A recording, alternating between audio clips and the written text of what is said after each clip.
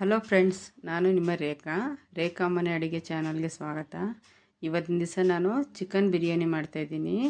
ಇದು ಒಂದೂವರೆ ಕೆ ಜಿಯಷ್ಟಿದೆ. ನಾನು ಇದರಲ್ಲಿ 1 ಕೆ ಜಿಯಷ್ಟು ಚಿಕನ್ ಬಿರಿಯಾನಿ ಮಾಡ್ತಾಯಿದ್ದೀನಿ. ಅದಕ್ಕೆ 3 ಏಲಕ್ಕಿ, 2 ಕಲ್ಲು ಪೀಸು, ಚಕ್ಕೆ 4, ಲವಂಗ 5, 2 ಪಲಾವ್ ಎಲೆ ತೊಗೊಂಡಿದ್ದೀನಿ. ಒಂದು ಅರ್ಧ ಕೆ ಜಿಯಷ್ಟು ಈರುಳ್ಳಿ ಹೆಚ್ಚಿಟ್ಕೊಂಡಿದ್ದೀನಿ.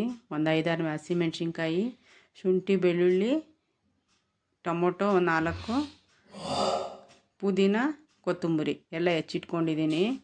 ಈಗ ಮೊದಲಿಗೆ ಶುಂಠಿ ಬೆಳ್ಳುಳ್ಳಿನ ಪೇಸ್ಟ್ ಮಾಡ್ಕೊಬರೋಣ.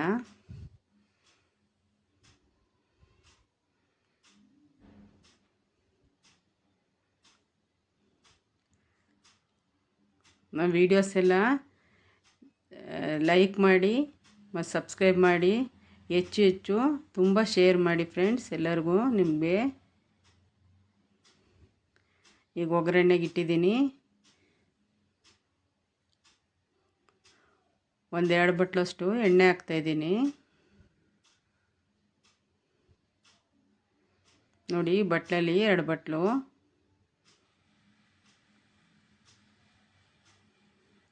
ಒಂದು ಕಾಲು ಲೀಟ್ರ್ ಸಾಕಾಗುತ್ತೆ ಫ್ರೆಂಡ್ಸ್. ನಾನು ಮಾಡ್ತಾಯಿರೋದು 5 ಜನಕ್ಕಾಗೋವಷ್ಟು ಬಿರಿಯಾನಿ.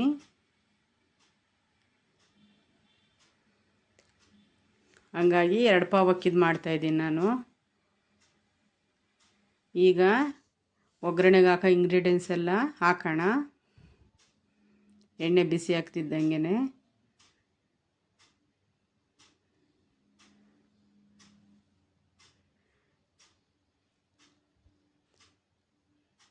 ನೋಡಿ, ಒಂದೊಂದೇ ಹಾಕಿ ಎಲ್ಲ ಸ್ಟೆಪ್ ಬೈ ಸ್ಟೆಪ್ಪು.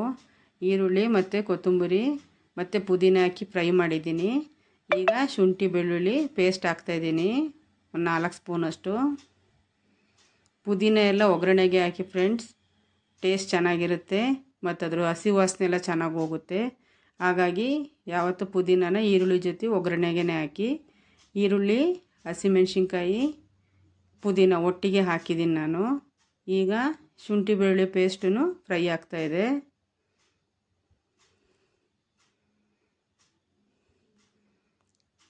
ಬ್ಯಾಚುಲರ್ಸ್ ಎಲ್ಲ ಆರಾಮಾಗಿ ಮಾಡ್ಕೋಬೋದು ಫ್ರೆಂಡ್ಸ್.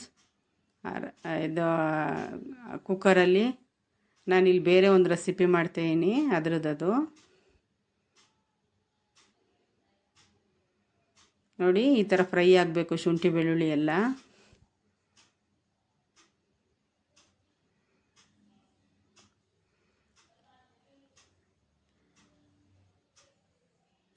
ಈಗ ಟೊಮೊಟೊ ಆ್ಯಡ್ ಮಾಡ್ತಾಯಿದ್ದೀನಿ. 2 ದೊಡ್ಡ ಸೈಜ್ ಟೊಮೊಟೊ ತೊಗೊಂಡಿದ್ದೀನಿ. ನಾನು ಟೊಮೊಟೊ ಇಲ್ಲಿ ಜಾಸ್ತಿ ಆ್ಯಡ್ ಮಾಡಲ್ಲ, ಯಾಕೆ ಅಂದರೆ ನಾನು ಆಮೇಲೆ ಚಿಕನಿಗೆ ಸ್ವಲ್ಪ ಮೊಸರು ಆ್ಯಡ್ ಮಾಡ್ತೀನಿ. ಚಿಕನ್ನು ಸಾಫ್ಟಾಗಿ ಸ್ಪೈಸಿಯಾಗಿರುತ್ತೆ ಅಂತ ನಾನು ಮೊಸರನ್ನ 1 ಬಟ್ಲಷ್ಟು ಆ್ಯಡ್ ಮಾಡ್ತೀನಿ. ಹಾಗಾಗಿ ಟೊಮೊಟೊ ಕಮ್ಮಿ ಆ್ಯಡ್ ಮಾಡ್ತೀನಿ ನಾನು. ಟೊಮೊಟೊನೂ ಚೆನ್ನಾಗಿ ಫ್ರೈ ಮಾಡಬೇಕು. ಈಗ ಇದಕ್ಕೆ ಫ್ರೈ ಆಗ್ತಾಯಿದೆ.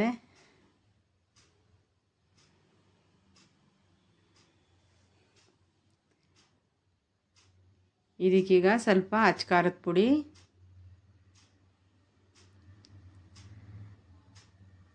ಚಿಕನ್ ಹಾಕ್ತಾಯಿದ್ದೀನಿ.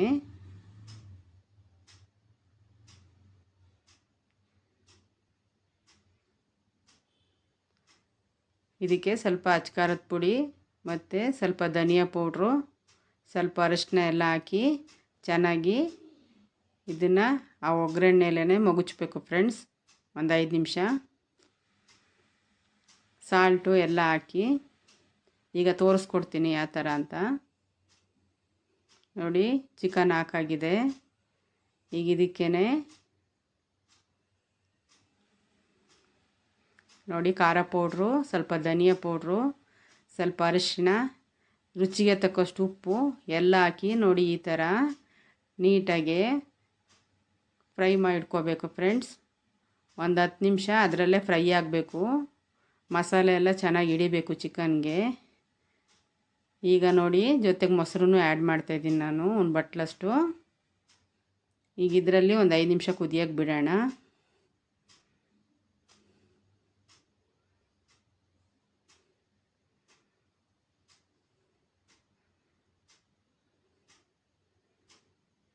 ಈಗ 2 ಪಾವ್ ಅಕ್ಕಿ ತೊಗೊತಾ ಇದ್ದೀನಿ ನೋಡಿ. ನಿಮಗೆ ಮೆಸರ್ಮೆಂಟಿಗೆ ಇದು 5 ಜನಕ್ಕೆ ಆಗುತ್ತೆ, ಚೆನ್ನಾಗಿ ಆಗೋವಷ್ಟು ಮಾಡ್ತಾ ಇರೋದು ನಾನು.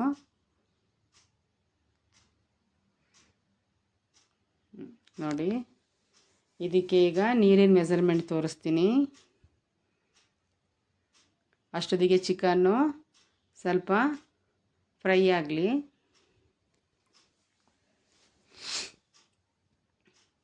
ಎರಡು ಲೋಟ ಅಕ್ಕಿಗೆ ನಾನಿಲ್ಲಿ 4 ಕಾಲಷ್ಟು ನೀರು ತೊಗೊತೀನಿ. ಸ್ವಲ್ಪ ಸಾಫ್ಟು ಇರಲಿ, ತುಂಬ ಡ್ರೈ ಆಗಬೇಡ ಅಂತ.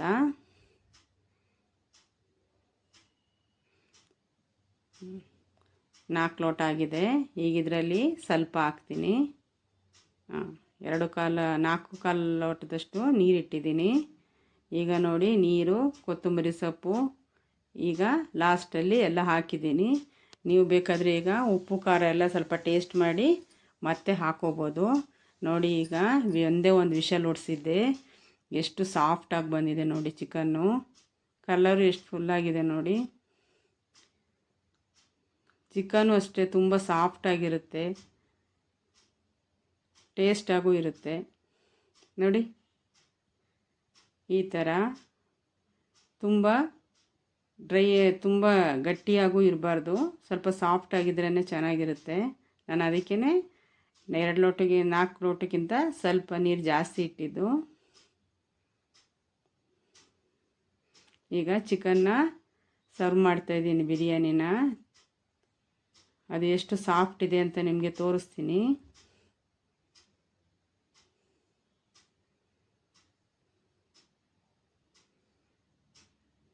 ಈಗ ಇದನ್ನು ಮೊಸರು ಬಜ್ಜಿ ಜೊತೆ ನಾನು ಸರ್ವ್ ಮಾಡ್ತಾಯಿದ್ದೀನಿ.